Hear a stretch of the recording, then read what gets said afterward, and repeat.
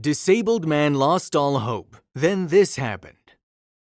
A disabled man in his old wheelchair had one goal in mind: to go to the local fishing hole and go catch some huge fish. This man in his wheelchair ran into serious problems along the way and he'd given up all hope. Right when he thought all was lost, the unimaginable happened. Keep watching to find out what kind of ordeal this poor old man went through. In the small town of Rayton, Missouri, John Brown's life took a dramatic turn at the age of 30. A severe car accident left him paralyzed from the waist down, confining him to an electric wheelchair. Despite his life-altering event, John, now 70, cultivated a spirit not easily dampened. His passion for life was mirrored in his love for fly fishing, a hobby that brought him unparalleled joy and a sense of freedom he longed for since his accident. Unfortunately, his aging wheelchair with its worn tires and declining functionality became a barrier to accessing the serene fishing spots he cherished. John's wife, Mindy, with whom he shared his life, presented another kind of challenge. Their marriage, once filled with mutual respect and understanding, had deteriorated over the years. Mindy, who'd always been frugal to a fault, grew increasingly indifferent to John's needs and desires, particularly regarding his disability. Her attitude toward him had soured, viewing his condition more as a burden than circumstance they faced together. This lack of empathy and support from his life partner left John feeling isolated and undervalued. One afternoon, as the golden sunlight filtered through the living room where John sat reading a fishing magazine, he broached the topic that had been weighing on his mind for months. "Mindy," he began, his voice steady despite the flutter of hope in his chest, "I've been thinking a lot about getting back out there, to the river. But this old chair just can't handle the terrain anymore. There's a new model designed for off-road and it could really change things for me." Mindy, who was balancing their checkbook at the kitchen table, didn't bother looking up. "John, we've been over this. Those chairs cost a fortune. We can't afford to throw money away on something like that." "It's not throwing money away, Mindy. It's about quality of life. Fishing is one of the few joys I have left," John countered, his voice tinged with frustration. "Don't you think I deserve to have that at least?" Mindy sighed audibly, a sound that felt like a dismissal to John. "We need to be practical. What about medical expenses or emergencies? We can't just spend what little we have on a luxury." John's heart sank. "Is my happiness a luxury to you?" he asked, the hurt evident in his voice. The room fell silent, the tension thick as neither spoke for what seemed like an eternity. The conversations about the wheelchair and John's wish to go fishing became a recurring theme, each more heated and emotional than the last. John tried to explain how the wheelchair was more than a means of mobility. It was his ticket to freedom, to feeling alive again. Mindy, however, remained unmoved by his pleas, her pragmatism overshadowing any compassion she might have once had for her husband's situation. One particularly tense evening, as John shared a story from a fishing magazine about a man with a disability who competed in fly fishing tournaments, Mindy abruptly cut him off. "Enough, John. I don't want to hear another word about fishing or wheelchairs. We're not spending our savings on your hobby. End of discussion." John looked at her, truly seeing the stranger she'd become to him. "It's not just a hobby, Mindy. It's a part of me that I refuse to let this disability take away. I thought you of all people would understand that." Mindy's response was cold, her eyes void of the warmth he once knew. "Well, maybe it's time you accept your limitations and stop dreaming about things that are just not possible for us." The gap between them widened with those words, a chasm filled with unspoken grievances and shattered dreams. John felt more alone than ever, his only solace found in the pages of fishing magazines and the memories of days spent by the river, rod in hand, waiting for the catch that would make his heart sing. So John resigned himself to using his old wheelchair. He didn't care if the chair would get stuck or what would happen. He wanted to go fishing, and that's exactly what he did. On the other side of Rayton, the early morning sun cast a warm glow over the firehouse, home to the Rayton firefighters. The day began with the familiar sounds of camaraderie and the aroma of breakfast filling the air. Tom and Bill, two seasoned firefighters, were at the heart of the morning's activity, standing side by side at the stove, flipping pancakes and frying bacon. "Bet your coffee that today's the day we get called out for a cat stuck in a tree," Tom said with a grin, expertly flipping a pancake. Bill laughed. "Oh, come on, that's too easy. I'm thinking something more along the lines of a parrot that's learned how to dial 911. The two shared a laugh, the playful banter a testament to their years of working together, facing the unpredictable with humor and grace. All right, how about this?" Tom countered, turning to face Bill with a mock-serious expression. "We get a call for a UFO landing in Mrs. Henderson's backyard, and she's convinced it's here for prize-winning petunias." Bill nearly choked on his coffee, trying to contain his laughter. Okay, you're on, but if I win, you're doing inventory for the next week." The mood in the firehouse was light, a brief respite from the demanding and often harrowing reality of their profession. These moments of levity were cherished, a way to bond and to brace themselves for whatever the day might bring.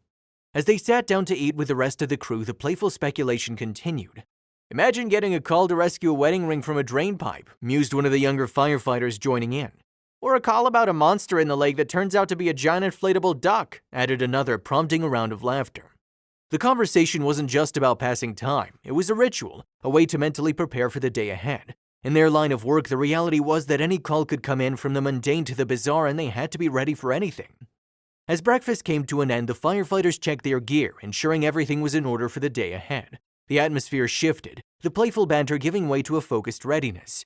They were a team, united by a common purpose, to serve and protect the community of Rayton no matter what challenges the day might bring. Tom and Bill, still chuckling over their breakfast conversation, headed to their respective trucks, the bond of friendship and shared experience a steady anchor amidst the uncertainty of their profession. They knew that the day could bring anything from routine inspections to life-threatening emergencies, but whatever it was, they were ready to face it together. The Rayton firefighters, with their blend of dedication, bravery, and humor, were more than just a team. They were a family, ready to support each other in their community come what may. John's spirits were high that morning, the sun casting a hopeful light through the windows of their modest home in Rayton. He'd been planning this fishing trip for weeks, eagerly anticipating the solitude and peace that only a day by the river could provide. Clutching his favorite fishing magazine, he wheeled himself into the kitchen where Mindy was sipping her coffee, the silence between them a stark contrast to the cheerful chirping of the birds outside. "I'm going fishing today," John announced, his voice carrying a mix of determination and excitement. "It's going to be a good day for it, I can feel it." Mindy looked up from her coffee, a smirk playing on her lips. "Fishing? With that pile of junk you call a wheelchair, you'll be lucky to make it to the fishing hole, let alone actually catch anything." John's face fell, but he quickly recovered, refusing to let Mindy's words dampen his spirits. "This pile of junk has got me around well enough, and I've been looking at a new model, one that can handle the outdoors better. It could really make a difference." Mindy laughed, a harsh sound that filled the room. "A new wheelchair, please? You think we're made of money? If you want to go fishing that badly, you'll just have to risk it with what you have. And if you get stuck, don't think I'll be coming to help you." The hurt was evident in John's eyes, but he met her gaze with a resolve that had been building over the years of their marriage. "I don't understand why you're so against this. Fishing is one of the few joys I have left. Why can't you see that?"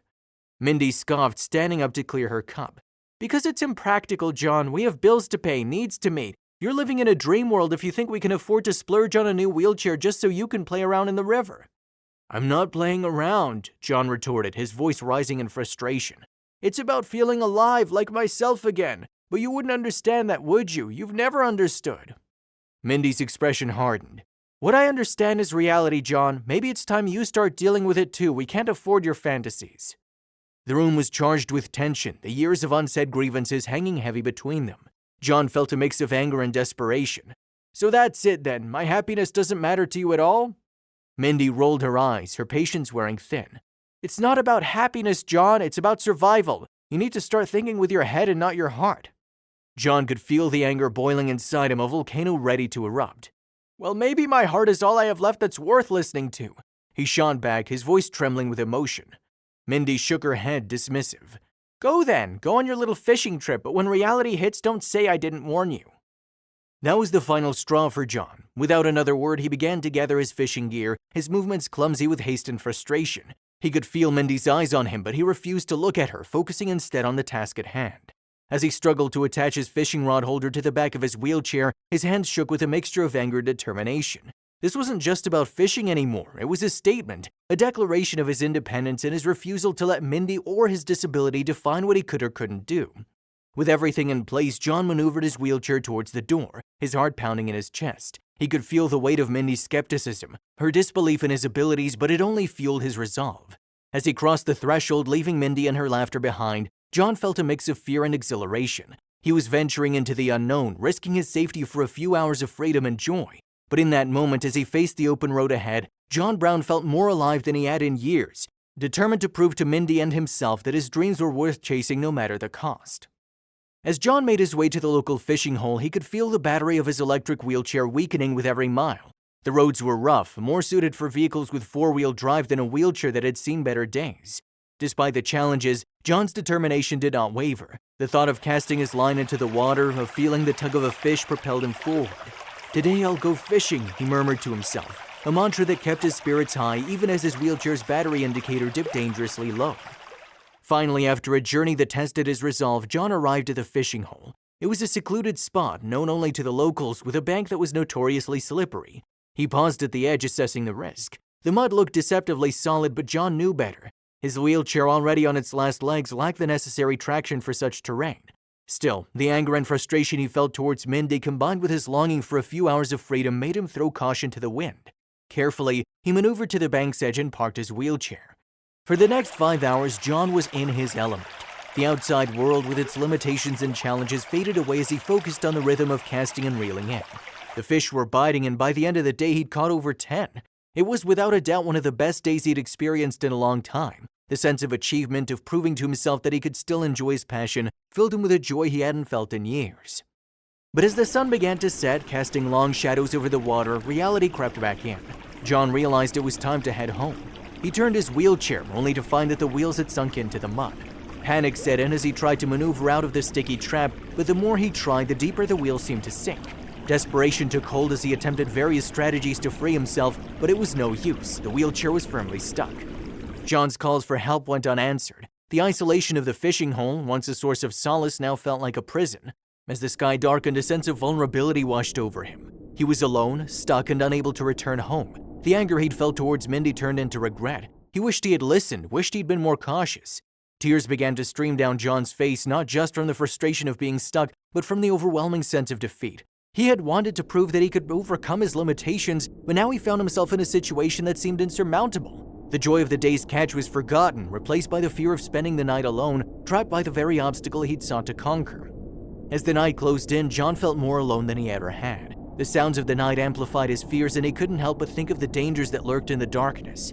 He regretted his stubbornness, his need to prove a point, realizing too late that his safety was more important than any fleeting moment of independence.